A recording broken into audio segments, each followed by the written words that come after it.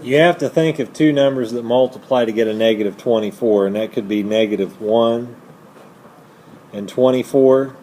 It could be 1 and negative 24. You have two different options when you pick two numbers if it's negative.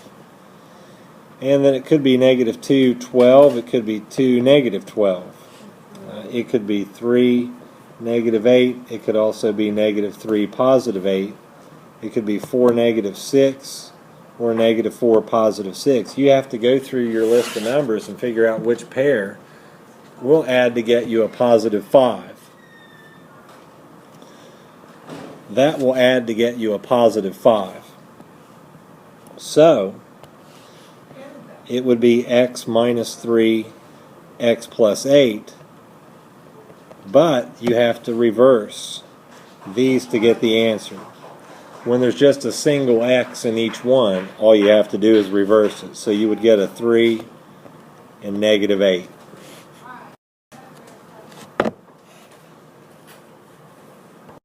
Two numbers that multiply to get negative 40. It could be negative 1, 40. It could be 1, negative 40. It could be 2 and negative 20. Or negative 2 and 20. It could be 4 and negative 10.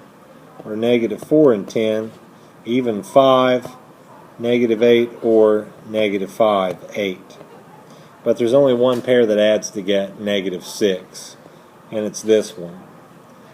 That's how you would factor it out. So it would end up being x plus 4, x minus 10, but to get the final answer you have to reverse what's in here. In other words, set them equal to 0 and solve. So you get a negative 410.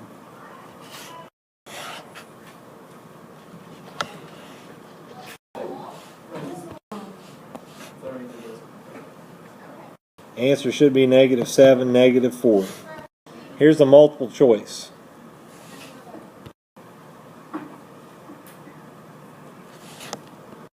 Answer should be B, negative 5, negative 4. There's a trick to this. For your factors, if you have plus plus in the problem, it's going to be minus minus for your answer. If you have a negative plus in your problem, then it's going to be plus plus for your answer. Yeah, because you have to have two negatives to multiply to get a positive, and two negatives added together are a negative. But when you flip them, they come back to be two positives. And then when you have something like plus minus or minus minus, that means you're going to have alternating signs. So one's going to be plus, one's going to be minus, in the factors and in the final answer. All right. Give this one a try and bring it up. Your first step in this is to see whether or not you can factor it.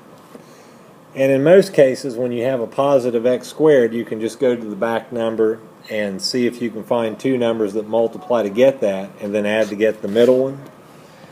Check just like we did for the warm-up quiz and stuff, but whenever you have a negative x squared, it's easier to try this and see if this works. It may or may not. If you factor out a negative 1 on everything, change the sign all the way through, and now see if you can find two numbers that multiply to get 2 and then add to get a negative 6. Is that possible? No, it's not. So it's not factorable. So we can just edit that out, and that's one option expired.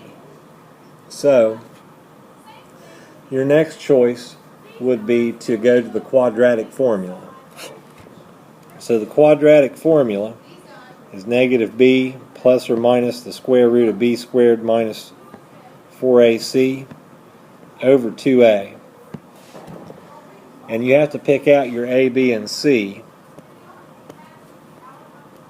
from the top up here. So this is your a. A is what? Negative 1. What's b? 6. And what's c? Negative 2. Okay, so you just dump it in and churn it out, but you're going to have two answers. That's why we have plus or minus in the formula. So a negative b is going to be a negative 6 plus or minus 6 squared minus 4 times a, which is negative 1, and times c, which is negative 2. And all of that over 2 times a, which is negative 1. So, just simplify here. Inside the square root symbol, we'll have a 36, and you have 3 negative signs in there. One's actually a minus, but you treat it as a negative. So if I have 3 of them, what's my new operation going to be? Yeah, negative or minus. Because if you look at these two back here, 2 negatives make a what? Positive, so you're left with the minus sign. So it's minus 4, 1, and 2 are going to give me an 8. On the bottom it's a negative 2. So 36 minus 8 is 28. And you've gone actually as far as you need to go with this formula, because now you can split it in two. This way you have to do it negative 6 plus square root of 28 and then divide by negative 2. This way you have to go negative 6 minus square root of 28 over negative 2. So you're going to come back with decimal answers more than likely. And you can plot those on a graph for your zeros. They're just decimals. So in your calculator, you have to figure out what negative 6 plus the square root of 28 is, and then divide it by negative 2. Negative 6 plus the square root of 28, and then divide by negative 2. Round it to the 10th place. That's about as far as we need to go. To the 10th place. Yeah, 0.4. So this one comes out to be 0.4. Now the next one, do it again, and you'll have negative 6 minus the square root of 28, and then divide that by negative 2. So it'll come back to be 5.6 when you round it to the 10th place. Those are your zeros. Next up is the axis of symmetry, and that's negative b over 2a, which is going to be a negative 6 over 2 times a negative 1.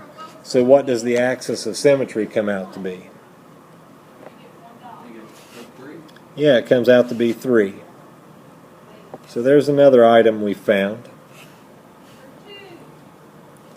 What do we have to do with that axis of symmetry? Find the vertex, yeah. So you got to plug that back into your original equation. And to save any confusion, replace all variables with parentheses like this.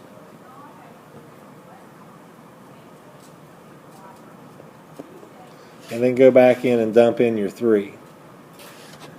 That first part there, with the quantity squared of 3 and then the negative sign in front of it, means 3 squared, but yet it's going to be negative, so it's negative 9. Then you'll have a plus 18 and a minus 2. So that all boils down to 7.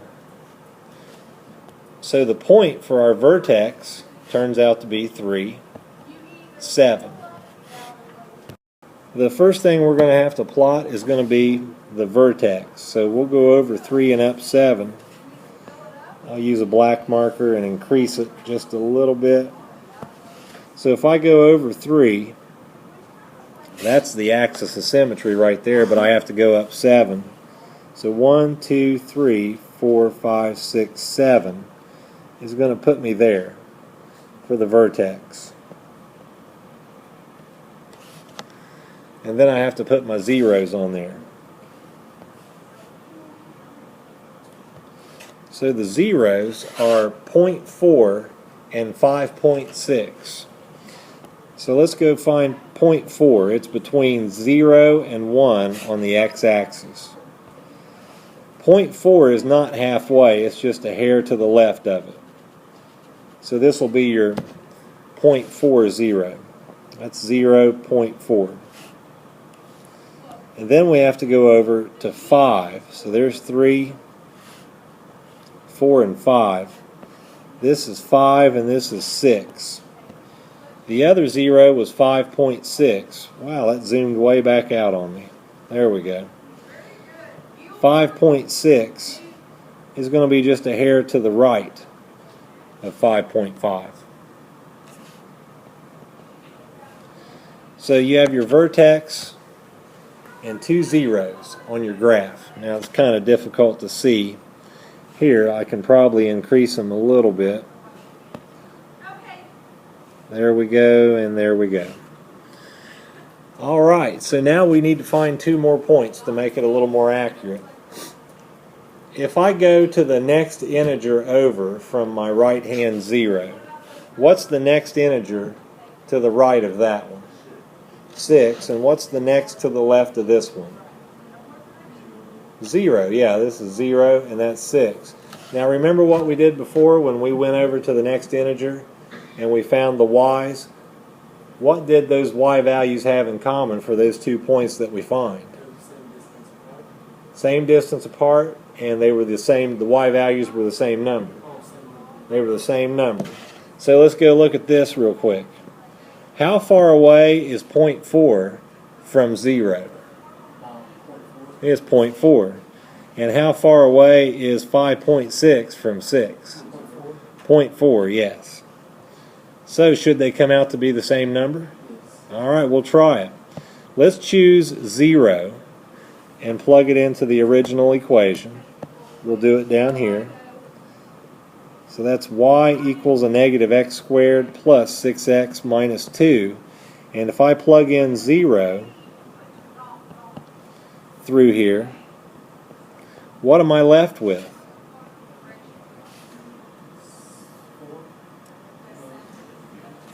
Zero plus 0, and then minus 2 is negative 2, yeah.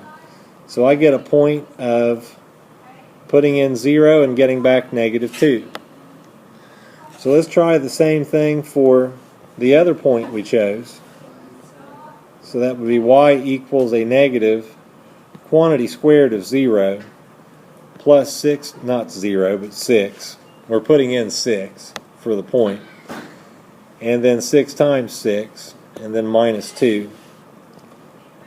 This is a negative 36, this is plus 36. What happens to them? They're gone. You have a minus 2. So if we put in 6, we get a negative 2. So it does work out as long as you're the same distance away from each 0 that you put in. So if we put those points on the graph, we have to find 0, negative 2. So we'll go here, and that's 0, negative 2, and there's 6, negative 2. So that helps us out a little bit. The only thing left to do now is to plot it, or graph it. So here it is. I'm going to put it in green. It's got to be curved, a continuous curve. No straight line stuff. The right side of mine is just a little bit off, but that's close enough.